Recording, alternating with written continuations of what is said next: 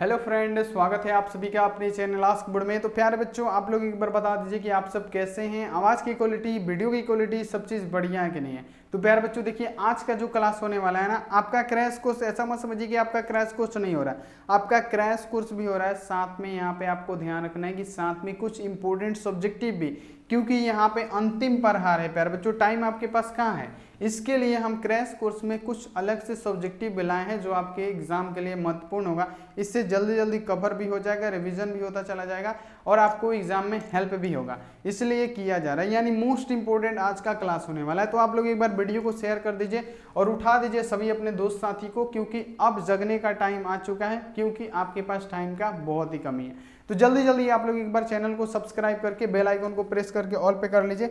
जितना जल्दी हो सके आप लोग फटाफट से शेयर करके चैनल को जल्दी से जल्दी सब्सक्राइब करके बेल आइकन को प्रेस करके ऑल पे, और लाइक नहीं किए वो फटाफट से लाइक करके और बेल आइकन को प्रेस करके ऑल पे। और देखिए, जो भी बच्चा अगर पैड ग्रुप में नहीं जुड़ा है ना बाबू, जुड़ जाइए, अंतिम मौका है। देखिए 91 35 74 20 24, आप लोग जल्दी से जल्दी आप लोग पैड ग्रुप में ज्वाइन हो जाइए। अगर आपको फ्री व्हाट्सएप ग्रुप ज्वाइन करना है तो आप इस पे मैसेज करके आप लोग ज्वाइन हो सकते हैं, लेकिन हम बोलेंगे कि पैड ग्रुप आप लोग जल्दी से जल्दी ज्वाइन कर लीजिए। थोड़ा सा के लिए आप लोग ज़्यादा नहीं गंवाइए, तो जल्दी से जल्दी आप लोग पैड ग्रुप ज्वाइन कर लीजिए। तो देखिए, आज की क्लास में हम लोग फिजिक्स के अंतिम समय में पढ़ने वाले जो सब्जेक्टिव होते हैं, जो उम्मीद है कि आ जाए आपके एग्जाम में, वही सब पढ़ेंगे। और प्यारे बच्चों, आज हम क्या करेंगे, आज इसका पीडीएफ हाथों हाथ देंगे। तो आपको लास्ट में बताएंगे कि इसका पीडीएफ कैसे मात्र एक क्लिक में डाउनलोड करना है। तो आप लोग रेडी हैं, क्योंकि हम आपका टाइम भी ज़्यादा नहीं वेस्ट करेंगे। लेकिन एक बात बोलेंगे, आप लोग पैड ग्रुप आप लोग जरूर ज्वाइन कर लीजिएगा। और यहाँ आप देख लीजिए, बिल्कुल आपका टाइम वेस्ट नहीं करेंगे, क्योंकि हमको पता है कि आपके पास टाइम बिल्कुल नहीं है। हम उसी प्रकार से आपको समझाने का, पढ़ाने का भी कोशिश करेंगे। तो चलिए बिना किसी देरी के हम क्लास को शुरू करते हैं। अंतिम में इसका पीडीएफ डाउनलोड करके दिखाएंगे, कैसे डाउनलोड करना है वो आपको मिलता रहेगा। तो चलिए बाबू, पहला जो क्वेश्चन है ये देखिए, हम लोग पढ़ रहे हैं प्रतिवर्ती धारा का क्वेश्चन। आपका क्रैश कोर्स भी साथ में चल रहा है, लेकिन इंपॉर्टेंट क्वेश्चन भी चल रहा है। आपको समझाने की पूरी कोशिश की जाएगी, आपको समझ में भी आएगा। देखिए, पहला नंबर क्वेश्चन है कि ट्रांसफार्मर की रॉड को परतदार बनाया जाता है क्यों। ये 5 नंबर में भी क्वेश्चन आ जाता है, 2 नंबर में भी क्वेश्चन आ जाता है। तो ये आपको समझना है और इसको लिखना है कि ट्रांसफार्मर की रॉड को परतदार आखिर क्यों बनाया जाता है। तो ट्रांसफार्मर की रॉड को परतदार क्यों बनाया जाता है आपको पता है।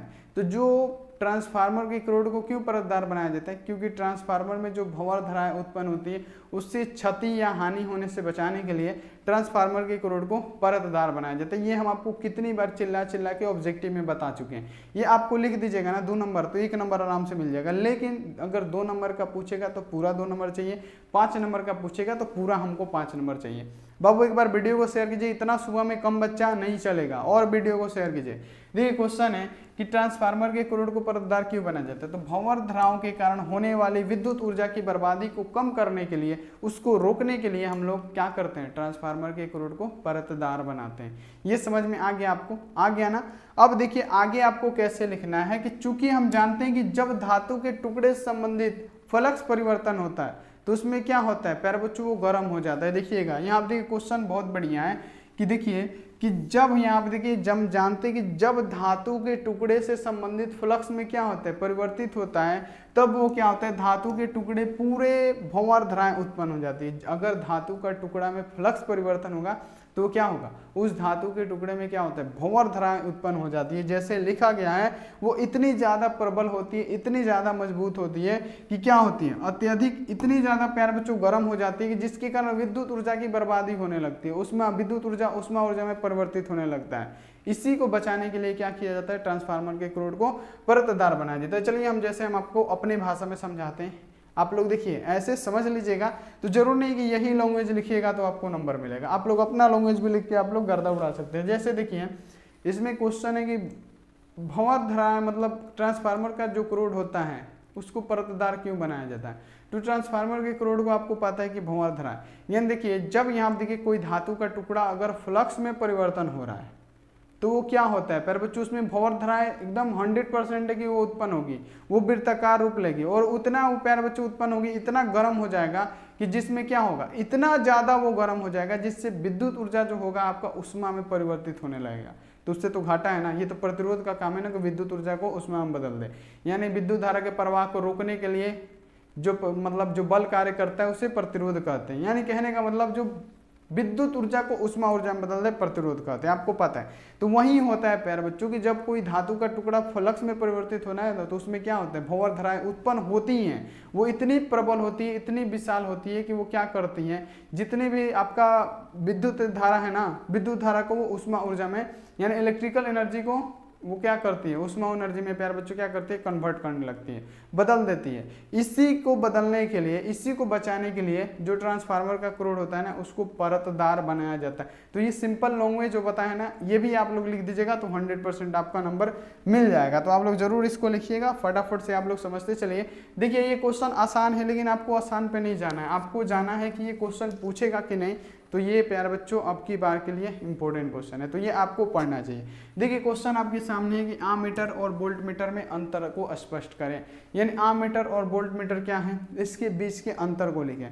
तो आममीटर और वोल्ट मीटर क्या है, फटाफट समझिए। पहले तो सबसे पहले लिखना है कि आममीटर और वोल्ट मीटर में निम्नलिखित अंतर है। जैसे जैसे बताएंगे वैसे वैसे आपको एग्जाम में भी लिखना है। आप लोग ऐसे भी लिख सकते हैं अंतर, आप लोग ऐसे भी अंतर लिख सकते हैं, कोई दिक्कत नहीं है, लेकिन ऊपर में आपका लिखा होना चाहिए कि आममीटर और वोल्ट मीटर में निम्नलिखित अंतर है। ये सब बातें आपको ध्यान में रखनी है। तो देखिए बाबू यहाँ आप देख लीजिए, आममीटर और वोल्ट मीटर में निम्नलिखित अंतर है। जैसे देखिए आममीटर क्या है, आममीटर से हम लोग धारा को मापते हैं। आममीटर का प्रतिरोध क्या होता है, बहुत ही कम होता है। अगर आपसे ये पूछा जाए कि आममीटर का प्रतिरोध, आप क्या बताएंगे कि एकदम शून्य होता है? बिल्कुल नहीं, आममीटर का प्रतिरोध बहुत ही कम होता है। इससे आममीटर से हम लोग धारा करंट मापते हैं, ये आपको ध्यान रखना है। और यहाँ पे ये भी ध्यान रखना है बाबू कि आदर्श आममीटर अगर आपसे पूछे तब आपको लिखना है कि आदर्श आममीटर है तो उसका प्रतिरोध शून्य होगा। तो यहाँ आप देखिए क्वेश्चन है आममीटर के बारे में हमको लिखना है। तो देखिए आममीटर के बारे में क्या लिखेंगे कि इसमें धारा को मापा जाता है, यानी इससे आममीटर से धारा को मापा जाता है। वोल्ट मीटर में प्यारे बच्चों विभवांतर को मापा जाता है। दो बिंदुओं के बीच के विभवांतर को वोल्ट में मापा जाता है कि दो बिंदुओं के बीच यहाँ देखिए कितना वोल्ट का विभवांतर जा रहा है। यानी कहने का मतलब क्या, इससे विभवांतर को मेजर किया जाता है, किसको, तो वोल्ट मीटर से। ये आपको पहला डिफरेंस लिख देना है क्योंकि हमको अंतर ही लिखना है। देखिए आममीटर परिपथ में श्रेणी क्रम में जोड़ा जाता है, श्रेणी क्रम में जोड़ा जाता है। आममीटर किस में जोड़ा जाता है, श्रेणी क्रम में जोड़ा जाता है।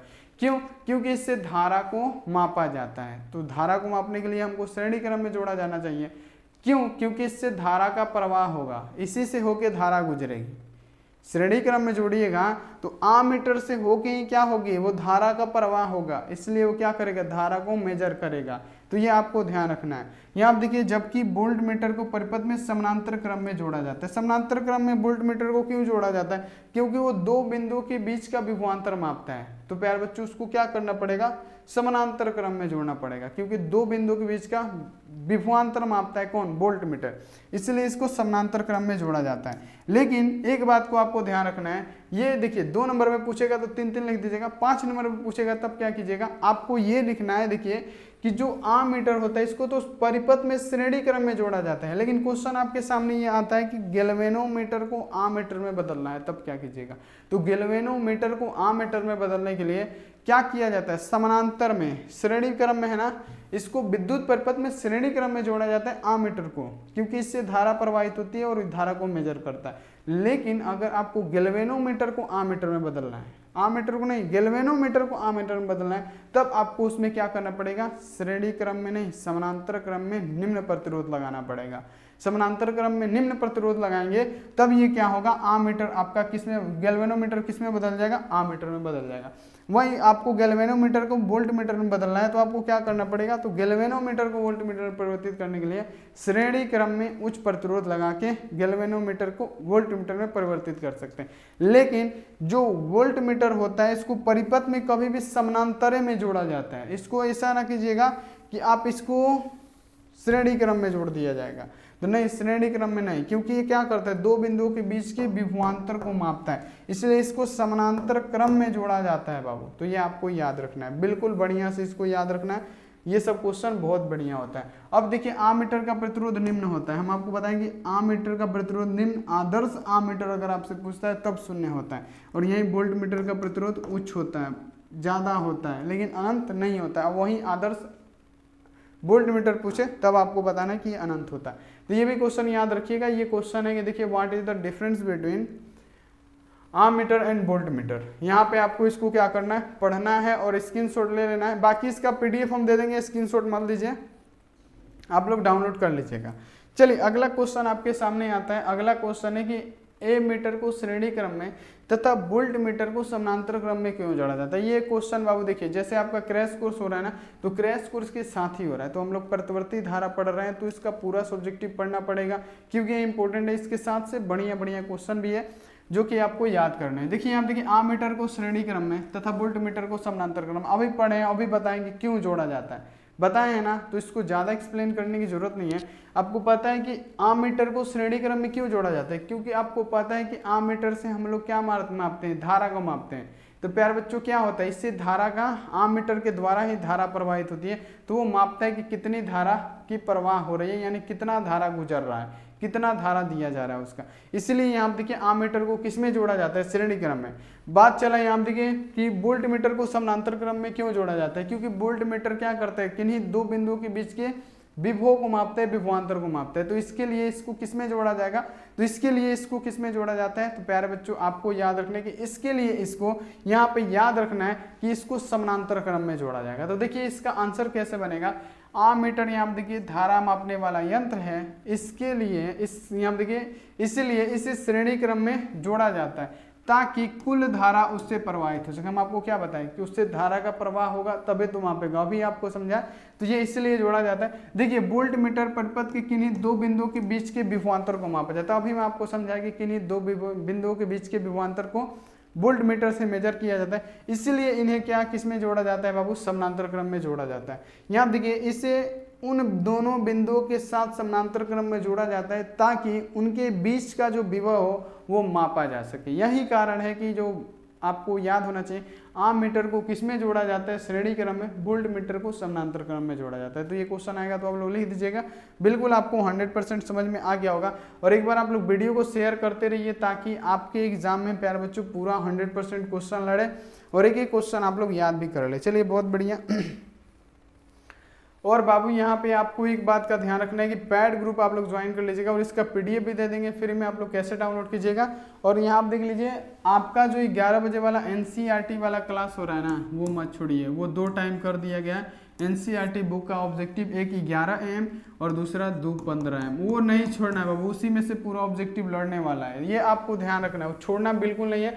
और उसका पीडीएफ पैड ग्रुप में मिल रहा है, तो आप लोग पैड ग्रुप फटाफट ज्वाइन कर लीजिएगा, तो आपका बाबू बहुत हेल्प हो जाएगा। देखिए अगला क्वेश्चन है यहाँ पे 4 नंबर क्वेश्चन है कि डिस्च धारा और प्रतिवर्ती धारा। डिस्च धारा का मतलब क्या, डीसी करंट और एसी करंट में आपको अंतर लिखना है। तो देखिए इसमें अंतर क्या, आपको पता है कि डायरेक्ट करंट, डीसी का मतलब डायरेक्ट करंट, एसी का मतलब अल्टरनेटिंग करंट। डायरेक्ट करंट का मतलब क्या, इसमें जो होगा प्यारे बच्चों, इसका ग्राफ जो होगा वो एकदम बराबर होगा। इसका यहाँ देखिए जो ग्राफ होता है एकदम समान होता है, वो अप डाउन, यानी वोल्टेज धारा जो होगा अप डाउन नहीं मारेगा। तो चलिए इसका हम यहाँ पर डिफरेंस समझ लेते हैं कि डिस्च धारा और प्रतिवर्ती धारा में क्या अंतर है। देखिए डिस्च धारा लिखेंगे और डिस्च धारा का देखेंगे कि इसका परिणाम और दिशा नियत रहता है, इसका ग्राफ क्या होता है, सेम होता है, करंट अप डाउन नहीं मारता है। यहाँ पे याद रखना है, इसका जो ग्राफ होगा और जो प्यारे बच्चों दिशा होगा, परिणाम होगा, ये एकदम सटीक रहेगा, ये परिमाण है कि ये बदलेगा नहीं। तो यहाँ पे आपको पहले लिखना है कि इसका परिणाम और दिशा नियत रहता है, जबकि प्रतिवर्ती धारा, देखिए जबकि अल्टरनेटिंग करंट में क्या होता है, अल्टरनेटिंग करंट में इसका परिणाम और दिशा अपवर्तित रूप से बदलते रहते हैं, यानी ग्राफ ऊपर नीचे जाएगा। देखिए अल्टरनेटिंग करंट में क्या होगा, धारा ऊपर नीचे भागते जाएगा, कभी घटेगा कभी बढ़ेगा, तो ये क्या होगा बाबू, भागते रहेगा, ये आपको ध्यान रखना है। तो देखिए दूसरा है कि यह कम खतरनाक होता है, डायरेक्ट करंट कम खतरनाक होता है, होबे करते हैं, आपको पता है कि अल्टरनेटिंग करंट की अपेक्षा ये बहुत ही कम खतरनाक होता है, ये आपको ध्यान रखना है। बाकी आपको पता है कि यह बहुत खतरनाक होता है बाबू, अल्टरनेटिंग करंट जो आपके घर में वायरिंग है, जो पोल से आया है बाबू 11,000 करंट, उसके बाद से वो ट्रांसफार्मर क्या करता है प्यारे बच्चों, आपको लो में देता है, वोल्टेज को कम करके देता है 240 वोल्ट 220 वोल्ट, वो बहुत खतरनाक होता है। अब यहाँ देखिए डिस्च धारा को एक स्थान से दूसरे स्थान तक भेजने में अत्यधिक विद्युत ऊर्जा की खपत होती है, यानी डिस्च धारा को प्यारे बच्चों एक स्थान से दूसरे स्थान तक, यानी बहुत दूरी तक भेजना है आपको। तो यहाँ पे बैटरी रखिएगा, कोसों दूर पे आपको ले जाना है बल्ब जलाने के लिए, तो बैटरी चलना चाहिए 3 घंटा, तो चलेगा 1 घंटा। क्यों? क्योंकि उसको ज़्यादा दूर तक जा रहा है तो उसमें क्या होगा, बैटरी का ज़्यादा खपत होगा। यानी कहने का मतलब ये है बाबू कि यहाँ देखिए दिष्ट धारा को एक स्थान से दूसरे स्थान तक भेजने में अत्यधिक विद्युत ऊर्जा की खपत होती है, जबकि अल्टरनेटिंग करंट में क्या होगा, बहुत ही कम ऊर्जा की खपत होगी। इसमें क्या होगा, एक स्थान से दूसरे स्थान तक भेजने में क्या होगा, बहुत ही कम विद्युत ऊर्जा की ये खपत होगी। तो ये आपको ध्यान में रखना है। अब बाबू ये सब क्वेश्चन पूछा जाता है, ये आपका क्रैश कोर्स चल रहा है तो क्रैश कोर्स तो छोड़ना नहीं है, आपका पूरा सब्जेक्टिव क्लियर करवा देंगे। ऑब्जेक्टिव एनसीईआरटी का करवा रहा है, ये रामबाण है बाबू 11 बजे वाला और 2:15 वाला, तो बिल्कुल छोड़ना नहीं है। देखिए ये सब आप लोग लिख दीजिएगा, बिल्कुल बढ़िया है। और ये इंग्लिश मीडियम वाले बच्चे के लिए आप लोग ध्यान रखिएगा। अगला आज ये क्वेश्चन की विद्युत चुंबकीय, यहाँ देखिए विद्युत चुंबक एवं अस्थायी चुंबक में दो अंतर लिखे। देखिए कितनी बार पूछा गया क्वेश्चन है कि विद्युत चुंबक और अस्थायी चुंबक में दो अंतर लिखें या अंतर लिखें, ऐसे क्वेश्चन आता है। देखिए दो अंतर पूछा गया, शॉर्ट टाइप क्वेश्चन है आपके एग्जाम में कि विद्युत चुंबक एवं अस्थायी चुंबक में अंतर को लिखें। तो विद्युत चुंबक क्या होता है, तो विद्युत चुंबक नरम लोहे का बना होता है। आपको पता है कि विद्युत चुंबक बनाने के लिए सबसे एक क्वेश्चन आता है कि विद्युत चुंबक बनाने के लिए सबसे सर्वोपयोगी पदार्थ कौन सा है, तो आप बताते हैं मुलायम इस्पात या नरम लोहा। तो विद्युत चुंबक किससे बनता है, विद्युत चुंबक बनता है मुलायम इस्पात से। तो ये आपको लिख देना है। दूसरा इसमें देखिए, इसमें अंतर ना लिखना है आपको। तो यहाँ देखिए अस्थायी चुंबक में क्या होता है, यह कठोर लौह चुंबकीय पदार्थ का बना होता है, जैसे स्टील का। तो ये आपको याद रखना है कि ये मुलायम इस्पात से, विद्युत चुंबक मुलायम इस्पात से, अस्थायी चुंबक कठोर इस्पात से। यानी कहने का मतलब क्या, कठोर इस्पात यानी लौह चुंबकीय पदार्थ क्या, कठोर लौह चुंबकीय पदार्थ से बना होता है, जैसे स्टील। देखिए दूसरा है कि इसमें एक अस्थायी चुंबकीय क्षेत्र होता है जो जब तक रहता है जब तक इसकी कुंडलियों में विद्युत धारा की प्रवाहित हो। यानी बाबू कहने का मतलब है कि यहाँ पे लिखा गया कि इसमें एक अस्थायी चुंबकीय क्षेत्र होता है। किसमें, यहाँ पे देखिए विद्युत चुंबक में। विद्युत चुंबक में एक अस्थायी चुंबकीय क्षेत्र रहता है, वो जब तक रहेगा जब तक विद्युत धारा का प्रवाह होगा। विद्युत धारा का प्रवाह खत्म हो, क्या हो गया, खत्म। लेकिन इसमें क्या होता है कि इसमें एक अस्थायी चुंबकीय क्षेत्र होता है। किसमें, तो यहाँ पे याद रखना है कि अस्थायी चुंबकीय में विद्युत धारा का प्रवाह हो या ना हो, लेकिन इसमें क्या होता है, अस्थायी चुंबकीय क्षेत्र होता है। तो ये आपको दो डिफरेंस लिखने हैं, आप लिख दीजिएगा। बिल्कुल बढ़िया क्वेश्चन है। आपको चैप्टर वाइज जितना भी पूछा गया क्वेश्चन है ना, ये सब क्वेश्चन क्रैश कोर्स के माध्यम से आपको मिल रहा है, तो एक भी क्वेश्चन छोड़ना नहीं है। बिल्कुल ये सब क्वेश्चन आएगा, आप लोग सिर्फ करते जाइए, बिल्कुल आप लोग मेहनत करते जाइए। टाइम कम है। पैड ग्रुप में सभी बच्चे क्या करेंगे, क्लास खत्म होने के बाद से, आज सभी के सभी देर हो चुका है पहले ही, आज सभी के सभी बच्चे ज्वाइन कर लीजिएगा। आज सभी के सभी बच्चे पैड ग्रुप ज्वाइन कर लीजिएगा, देर काफी हो चुका है। देखिए अनुचुंबकीय और प्रतिचुंबकीय पदार्थ के व्यवहार को अलग करने वाले दो विशेषताओं को बताइए। अब देखिए अनुचुंबकीय पदार्थ और प्रतिचुंबकीय पदार्थ के व्यवहार को अलग कर दें, यानी इसको व्यवहार को अलग करना है। क्या करेंगे कि इसका व्यवहार अलग होगा, तो सबसे पहले हम लोग समझते हैं किसका, तो अनुचुंबकीय पदार्थ। अनुचुंबकीय पदार्थ क्या, क्यूरी ताप के ऊपर क्या होता है, लौह चुंबकीय पदार्थ अनुचुंबकीय पदार्थ में परिवर्तित होने लगता है, यानी क्या, कम, उसका जो चुंबकशीलता होगा वो कम हो जाएगा। यानी कहने का मतलब क्या, अनुचुंबकीय पदार्थ चुंबक द्वारा कमजोर रूप से आकर्षित होता है। देखिए हम क्या बोले, अनुचुंबकीय पदार्थ चुंबक द्वारा कमजोर रूप से आकर्षित होगा, वहीं लौह चुंबकीय पदार्थ बहुत प्रबल रूप से आकर्षित होगा। तो यहाँ पे क्वेश्चन है कि अनुचुंबकीय पदार्थ चुंबक द्वारा कमजोर रूप से आकर्षित होता है, जबकि प्रतिचुंबकीय में लिखना है कि प्रतिचुंबकीय पदार्थ चुंबक द्वारा कमजोर रूप से आकर्षित होता है। ये भी आपको याद रखना है, प्रतिचुंबकीय पदार्थ भी चुंबक द्वारा कमजोर रूप से ये भी क्या होता है, आकर्षित होता है। ये साथ में आपको लिख देना, अलग करने वाला लिखना है। दूसरा आपको क्या लिखना है बाबू, कि किसी अनुचुंबकीय पदार्थ की चुंबकीय संवेदनशीलता सकारात्मक होती है लेकिन बहुत ही छोटी होती है। ये आपको सच में याद रखना है कि किसी अनुचुंबकीय पदार्थ की यहाँ देखिए चुंबकीय जो संवेदनशीलता होती है सकारात्मक होती है, लेकिन क्या होती है, बहुत ही ये छोटी होती है। लेकिन प्रतिचुंबकीय में क्या होता है, प्रतिचुंबकीय पदार्थ की चुंबकशीलता संवेदनशील ऋणात्मक लेकिन बहुत ही छोटी होती है। तो ये प्यारे बच्चों क्या होता है, ये एकदम आपको याद रखना है कि इसमें क्या होगा, यहाँ पे क्या होगा, ऋणात्मक होता है, लेकिन ये भी क्या होता है, बहुत छोटा होता है। तो ये अलग करने वाला है, अंतर तो बिल्कुल नहीं है, अलग करने वाला है, तो आप लोग इसको लिख दीजिएगा। बाकी इंग्लिश मीडियम वाले यहाँ पे इसका स्क्रीनशॉट ले सकते हैं, और इसका पीडीएफ भी डल चुका है, कैसे डाउनलोड करना है हम आपको बताने वाले हैं। अब देखिए विद्युत फ्लक्स क्या होता है, बिल्कुल बढ़िया क्वेश्चन है, कई बार 3 से 4 बार ये क्वेश्चन आ चुका है, दिखिएगा ना तो आपको इस पे सिर्फ लिखा ही नजर आएगा कि कितना सन में पूछा गया क्वेश्चन है। बहुत बढ़िया क्वेश्चन है। तो देखिए क्वेश्चन है कि विद्युत फ्लक्स क्या होता है, इलेक्ट्रिकल फ्लक्स क्या होता है। तो वैद्युत क्षेत्र में स्थित किसी पृष्ठ से गुजरने वाली विद्युतीय बल रेखाओं की संख्या को हम लोग क्या कहते हैं बाबू, विद्युतीय फ्लक्स कहते हैं। किसी विद्युत क्षेत्र में स्थित किसी पृष्ठ से लंबवत गुजरने वाली विद्युतीय बल रेखाओं की संख्या को हम लोग क्या कहते हैं, विद्युतीय फ्लक्स कहते हैं, इलेक्ट्रिकल फ्लक्स कहते हैं। इसे फाई ई के द्वारा सूचित किया जाता है, जो कि क्या होता है, फाई इक्वल टू क्या होता है, ये cos थीटा होता है। तो ये इसका व्यंजक है जिसको आपको याद रखना है।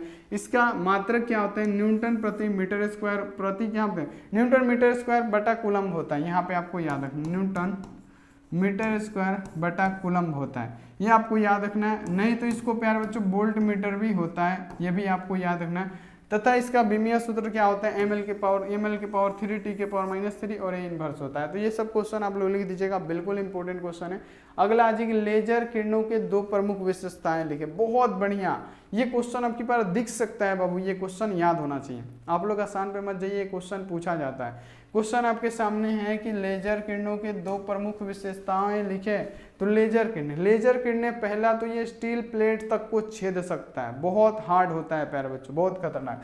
तो लेजर यहाँ देखिए, लेजर किरणें की 2 प्रमुख विशेषता, पहला तो यह स्टील प्लेट को छेद सकता है, यह एकल तरंगदैर्ध्य का होता है, लेजर की यहाँ देखिए उच्च चमक होती है। ये सब क्या है, इसकी विशेषता है। तो बहुत सारी विशेषताएं भी आप लोग लिख सकते हैं, बिल्कुल आपको टेंशन नहीं लेना। ये देखिए सबसे महत्वपूर्ण क्वेश्चन है आज के सेशन का, जो कि आपको याद होना चाहिए कि एन टाइप और पी टाइप अर्धचालक में अंतर स्पष्ट करें। ये बाबू बहुत बढ़िया क्वेश्चन है, दिखेगा जरूर 100% है। तो ये क्वेश्चन आप लोग याद रखिएगा, एन टाइप और पी टाइप अर्धचालक में अंतर क्या है। तो देखिए एन टाइप और पी टाइप में अर्धचालक में अंतर क्या है, तो आपको पता है एन टाइप में क्या होता है, पंच संयोजी अशुद्धि यानी अपद्रव्य को मिलाया जाता है, तो हमको क्या बनता है, एन टाइप अर्धचालक बनता है। पी टाइप में आपको पता है कि पी टाइप में त्रिसंयोजी अशुद्धि को मिलाया जाता है, तो हमारा क्या बनता है, त्रिसंयोजी अपद्रव्य यानी अशुद्धि को मिलाएंगे, हमारा पी टाइप का अर्धचालक बनेगा सेमीकंडक्टर। अब यहाँ पे देखिए एन टाइप में बहुसंख्यक वाहक क्या होता है, इलेक्ट्रॉन होते हैं। तो यहाँ पे लिख देना है कि एन टाइप में बहुसंख्यक आवेश क्या होते हैं, मुक्त इलेक्ट्रॉन होते हैं, जबकि पी टाइप में बहुसंख्यक आवेश क्या होते हैं, होल्स होते हैं। तो ये भी आपको लिख देना, होल्स यानी कोटर होते हैं, ये आपको लिख देना है। चलिए आप देखिए तीसरा डिफरेंस क्या है, ये तो बहुत आसान क्वेश्चन है। तीसरा यहाँ पे है कि अल्पसंख्यक आवेश कोटर यानी होल्स होते हैं, जबकि इसमें अल्पसंख्यक आवेश पी टाइप में इलेक्ट्रॉन हो जाएंगे। तो ऐसे तो आप लोग बहुत सारा लिख सकते हैं, पी टाइप और एन टाइप में हम आपको बहुत सारा अंतर बता चुके हैं। ये देखिए क्वेश्चन आपके सामने है 10 नंबर कि मॉडुलन को परिभाषित करें तथा इसके प्रकार को लिखें। तो मॉडुलन क्या है, ये बहुत बढ़िया क्वेश्चन है, जैसे हम आपको बताएं क्रैश कोर्स के साथ इंपॉर्टेंट क्वेश्चन भी है, जो कि आपको याद रखना है। देखिए क्वेश्चन है कि मॉडुलन को परिभाषित करें, इसके प्रकार को लिखें। यानी कहने का मतलब क्या, मॉडुलन क्या होता है। देखिए संदेश सिग्नल निम्न आवृत्ति के होते हैं, इसको अधिक दूरी तक भेजने के लिए किसी भी चीज की आवश्यकता पड़ेगी ना, उसी को मॉडुलन कहते हैं। समझ लीजिए कि देखिए संदेश सिग्नल निम्न आवृत्ति के होते हैं, एकदम निम्न आवृत्ति के होते हैं, इसे अधिक दूरी तक प्रेषित करना संभव नहीं है, इसलिए इसे उच्च आवृत्ति के वाहक तरंगों के साथ भेजा जाता है, अध्यारोपित करके क्या किया जाता है, भेजा जाता है। इसी प्रक्रिया को हम लोग क्या कहते हैं, मॉडुलन कहते हैं। ये आपको याद रखना है। ये 3 प्रकार के होते हैं, आयाम, आवृत्ति और कला। तो ये भी क्वेश्चन आपको याद रखना है। तो ये 10 क्वेश्चन जो हम आपको बताए ना, अभी के अभी आप लोग इसको याद कर लीजिएगा, अभी के अभी याद कर लीजिएगा। और पैड ग्रुप बाबू आप लोग फटाफट से ज्वाइन कीजिए। तो जितने सारे स्टूडेंट है पैड ग्रुप फटाफट ज्वाइन कर लीजिए, आज सबके सब पैड ग्रुप ज्वाइन कर लीजिए। नंबर जो दिए हैं उसको आपको क्या करना है, कॉल करके बात कर लेना है। और चैनल पे पहली बार आए हैं आप लोग, फटाफट से चैनल को सब्सक्राइब करके बेल आइकन को प्रेस करके और यहाँ पे लाइक कर देना है। और चलिए प्यारे बच्चों, यहाँ पे अब हम आपको बताते हैं कि इसका PDF कहाँ मिलेगा। सबसे पहले बाबू यहाँ पे आपको गूगल या क्रोम को ओपन करना है। गूगल या क्रोम को ओपन कीजिएगा ना, देखिए जैसे जैसे बताएंगे, जैसे जैसे स्टेप वैसे वैसे करना है। आपको आस्क बोर्ड लिखना है। देखिए क्या सर्च करना है हम आपको बताते हैं। आपको लिखना है ASKBORD। जैसे ही आस्क बोर्ड सर्च कीजिएगा ना, देखिए जैसे यहाँ पे हम आस्क बोर्ड लिखे हैं, ऐसे ही आपको आस्क बोर्ड लिखना है। ऐसे ही आस्क बोर्ड लिख के सर्च कीजिएगा, ऐसा आएगा। आपको देखिए जो पीला कलर का ये लोगो दिख रहा है ना, अपना चैनल है, इसी पे आपको एक बार क्लिक करना है। जैसे ही आप लोग इस पे एक बार क्लिक कीजिएगा, आपके सामने प्यारे बच्चों ऐसा पेज आएगा। आपको बिल्कुल निश्चिंत रहना है। आपको देखिए जैसे ये बायोलॉजी का 70 यहाँ पे देखिए ऑब्जेक्टिव है ना, तो आपको सिंपली इस PDF डाउनलोड पे क्लिक करना है। ऐसे कीजिएगा, ऐड आएगा। आप इसको काट सकते हैं, यहाँ पे काट दीजिएगा। जैसे ही काटिएगा आपके सामने लिखा होगा कि 20 सब्जेक्टिव क्वेश्चन फिजिक्स के डाउनलोड करें। मात्र एक क्लिक में आपको उस पर एक बार क्लिक करना है और वो 100% है कि आपका डाउनलोड हो जाएगा। तो जाइए फटाफट से कर लीजिए, बिल्कुल टेंशन मत लीजिए, फटाफट से जाके आप लोग डाउनलोड कर लीजिए। तो चलिए यहाँ पे 11 बजे NCERT धमाका आने वाला है, 2:15 में NCERT धमाका आने वाला है। तो चलिए वो धमाका क्लास में मिलते हैं। तो आप लोग अपना ध्यान रखिए, मन लगा के पढ़ाई कीजिए। Take care and bye.